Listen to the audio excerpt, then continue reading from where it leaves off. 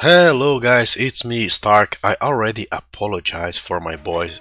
I have a terrible sore throat today. But anyway, I'm here to give you guys an excellent tool.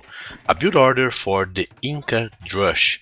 This build order might boost your ELO by a lot, my friend. A lot. So what's the idea of this build?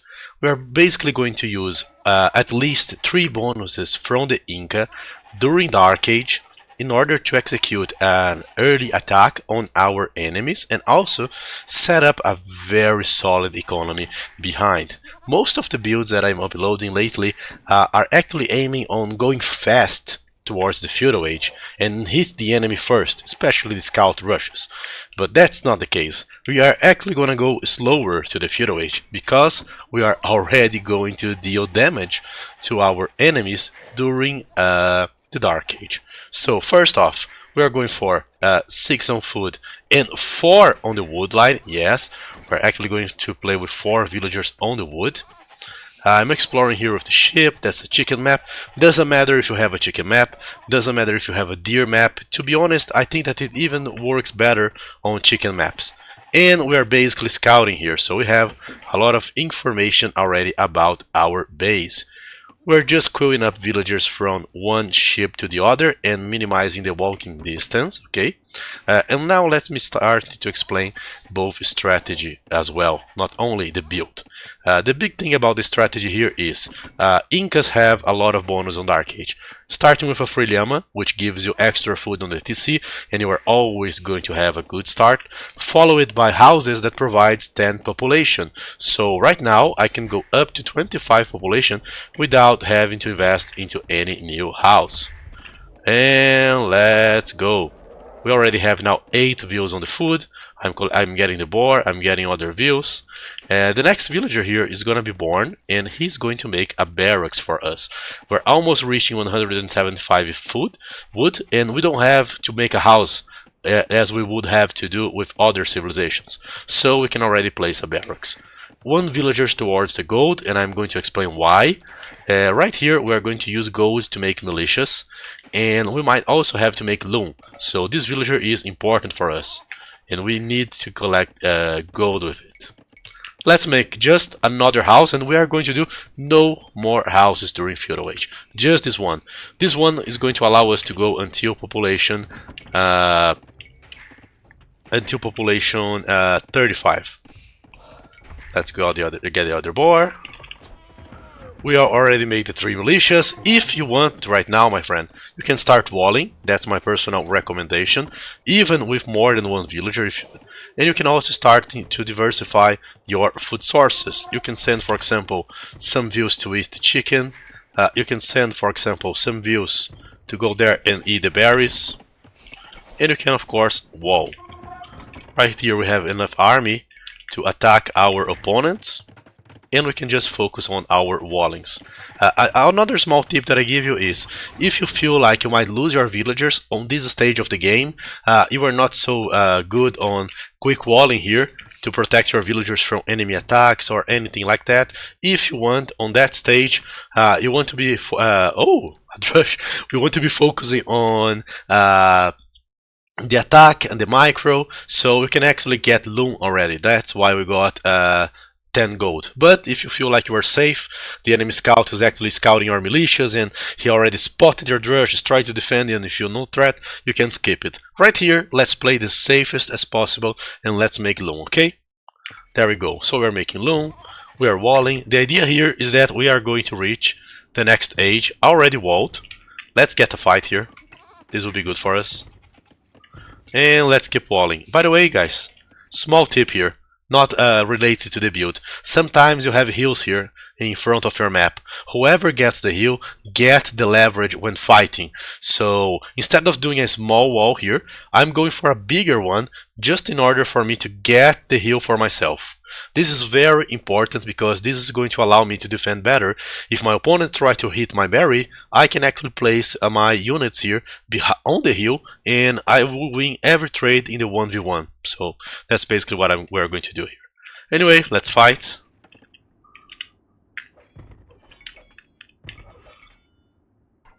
We're fighting against the enemy. We are just keep sending all the villagers to the food here.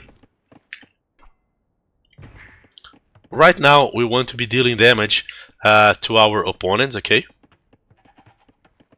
So that's something we are going to do. Not on his TC.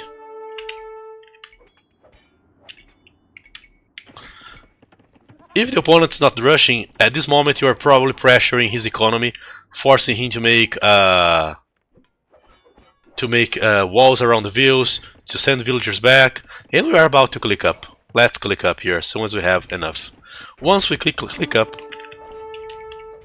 we can make a new eco setup here. Let's click. There we go. On this build, I don't care if you click to feudal age with 22 population, 23. Don't overextend yourself so much. But what I want to explain here is that when you are playing like that, you are actually benefiting a lot your economy because you have more time to wall yourself. So you can pretty much make like a big wall, get yourself ready to play the feudal age already protected because you are keeping the enemy busy here on his base, and of course you can also start to invest more into the economy. For example, right there I'm going to make a second lumber camp. I'm going to split my villagers on the woods to have like 5 on each wood line. I can already start collecting another resource that I think that's important. For example, oh, I want to play archers, I want to play eagle and skirmishers. That will be my transition. I can already send villagers here to collect gold. And as you can see, guys, you don't need to be investing in houses here. Right now we have enough houses to make to provide us population for the whole feudal age. And the biggest thing about this build is that you are getting yourself safe, you are getting a crazy good economy because you are going to have way more villagers working while your opponent is probably on the way to the next stage. And right now, even if your opponent can counter your militia with his units, such as, let's say, he can counter you with archers, he can counter you with scouts, you can already get yourself ready to transition into something here. For example, right now, look at my eco. I have more than 300 of any of the resources. I can play pretty much anything. I have 2 lumber camps, which means that my eco is actually gonna fit a lot better during the next stage.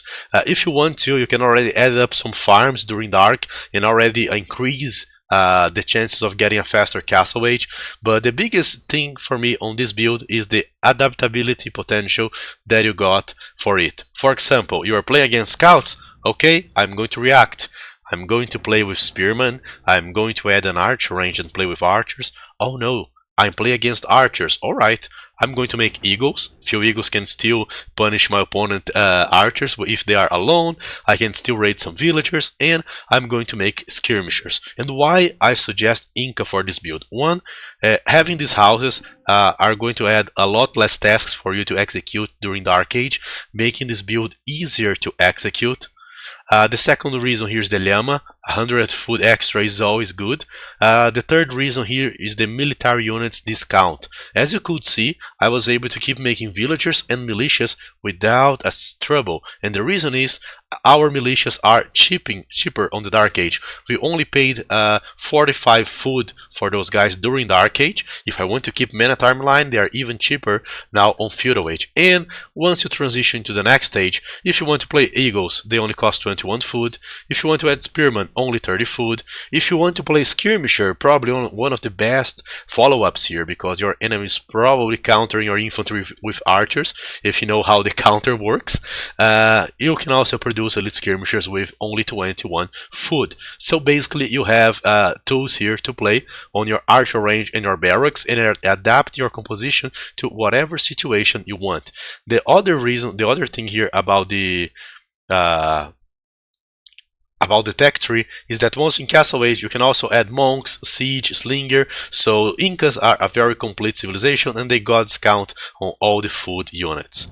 Alright, on top of that guys, on this build I'm already adding up the walling time. Since you are not wasting time making houses and you are not wasting wood making houses as well, you can invest all of your accident wood into walls. So even if you want to make like a big wall, you can already have completed that before your enemy is counter-attacking you, since he's busy there dealing with your units. So that's why I think, in my opinion, that this is one of the best builds if you want to boost your ELO, okay? I hope you guys enjoyed so far. Let's just make a small follow-up here. I want to go eagles and skirmishers. I'm going to add an archer range. I'm going to make upgrades such as the horse collar and the double beat axe. I'm going to start making eagle scouts, and of course I can start spamming farms. Even if my militias died on this point, I just want to be buying time here, keeping this guy busy, forcing him to wall, forcing him to walk views while my eco is running smoothly here. I think that the biggest thing about this build is that you are also having these wood savings from the houses that are helpful for you to drop a lot of farms, which means that your eco is going to get a lot stronger than other regular economy.